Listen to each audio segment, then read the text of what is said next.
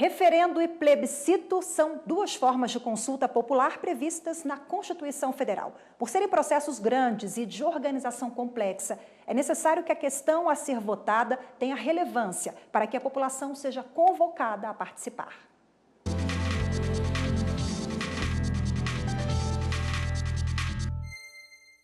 O plebiscito e o referendo são instrumentos para uma democracia direta. Ambos são formas de consulta, em que o cidadão é chamado a deliberar sobre um assunto de grande relevância, tanto de natureza constitucional quanto legislativa ou administrativa. A diferença básica entre o plebiscito e o referendo é o momento em que a consulta à população é feita. No plebiscito, essa consulta é prévia, ou seja, antes da existência da lei ou do ato administrativo. Assim, a população diz se quer ou não que ele seja aprovado. Já no referendo, a consulta popular é depois que o ato já foi aprovado, cabendo ao povo aprovar ou rejeitar a proposta. O plebiscito e o referendo são disciplinados pela Lei nº 9.709, de 1998.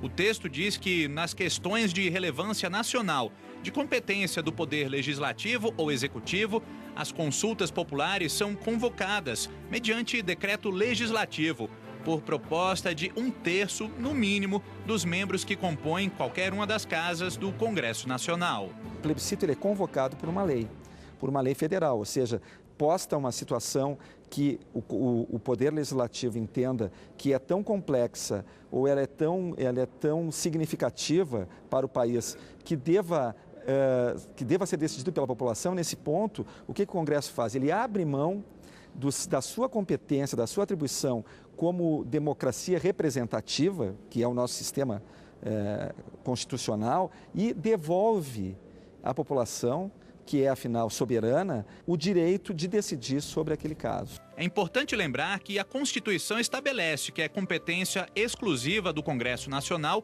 autorizar o referendo e convocar o plebiscito.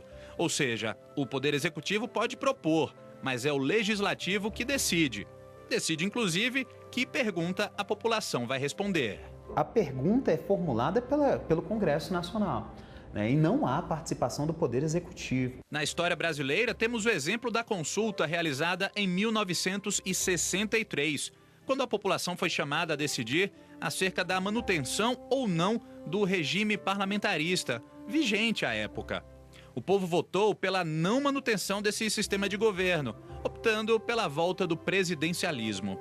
Em 1993, a população foi novamente chamada a decidir, não só acerca do sistema de governo, mas também a forma de governo, se república ou monarquia constitucional. E o povo decidiu pela manutenção do presidencialismo e da república. Em 2005, os eleitores brasileiros compareceram às urnas para votar no referendo sobre o desarmamento. Segundo o Tribunal Superior Eleitoral, foi a maior consulta popular do mundo. Cerca de 125 milhões de pessoas opinaram sobre a comercialização de armas de fogo no país. Esse comércio havia sido proibido pelo Estatuto do Desarmamento, de 2003. Na consulta, venceu a não proibição determinada pela lei, ou seja, o comércio voltou a ser permitido.